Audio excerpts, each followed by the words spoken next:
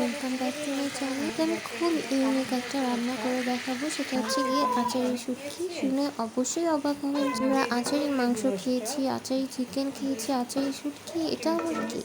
So এটা দেখার জন্য অবশ্যই আমার ভিডিওটি ফুল দেখতে হবে।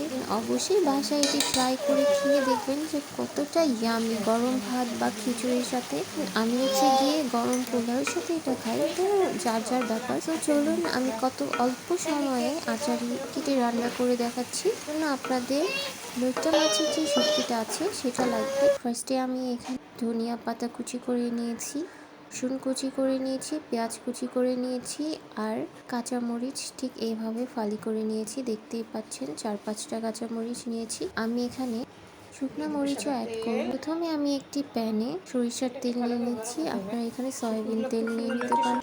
আমি শুটকিগুলো এইভাবে করে কিউব করে কেটে নিয়েছি, সুন্দর করে গরম পানি দিয়ে ধুয়ে নিয়েছি। গরম পানি এই জন্যই আমি ওয়াশ করেছি, কারণ এটা যে স্মেলটা সেই স্মেলটা থাকবে না। দেন আমি অল্প আঁচে সুন্দর করে আস্তে আস্তে ভেজে নেব।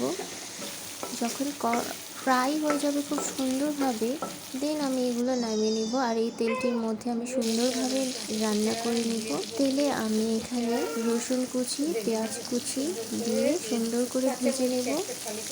মশলাটি ভাজা হয়ে গেলে দেন সব কিছু মরিচ কুচি আমি দিয়ে দিচ্ছি এখানে সুন্দরভাবে আস্তে ধীরে ভেজে এক এক করে যে পেস্টগুলি আছে, পেঁয়াজ পেস্ট, রসুন, আদা সব একত্রে দিয়ে দিচ্ছি। সুন্দর করে কষিয়ে আমি এভাবে আমরা অন্যান্য কারিগুলো রান্না করি, সেম একই প্রসেসে, জাস্ট হচ্ছে গিয়ে আমি এখানে সরিষার তেলটি ইউজ করছি। আমি এখানে একটি আলাদা পাত্র, আমি এখানে তেঁতুলের একটি রস করে নিয়েছি। তেঁতুলের এই পানিটিতে আমি 1 টেবিল স্পুনের মতো হলুদ গুঁড়ো নিয়ে নিচ্ছি, 2 টেবিল স্পুনের মতো লঙ্কা গুঁড়ো নিয়ে নিচ্ছি, জিরা গুঁড়ো নিয়ে নিচ্ছি 1 টেবিল স্পুনের মতো।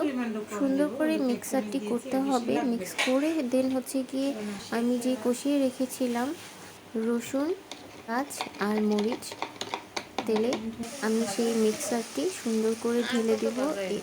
দেন আমি কষিয়ে নেব সুন্দর করে। যখন দেখব তেলটি উপরে উঠে এসেছে, দেন আমি শুটকিগুলোকে মশলাতে মিশিয়ে নেব। খুব সুন্দরভাবে মিক্স করতে হবে। দেখতে পাচ্ছেন আমি একটু সময় নিয়ে কাজটি করছি, কারণ হচ্ছে গিয়ে কষানোটাই হচ্ছে গিয়ে মেন। সুন্দরভাবে হচ্ছে গিয়ে আমি কষিয়ে দেন শুটকিগুলো দিয়ে দিচ্ছি।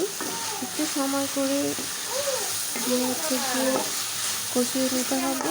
হালকা গরম পানি করে রেখেছিলাম, আমি সেটা হচ্ছে গিয়ে মিক্স করে দেবো। এখানে আমি ঠান্ডা পানিটা ইউজ করছি না। জাস্ট 2 মিনিটের জন্য আমি রেখে দেব।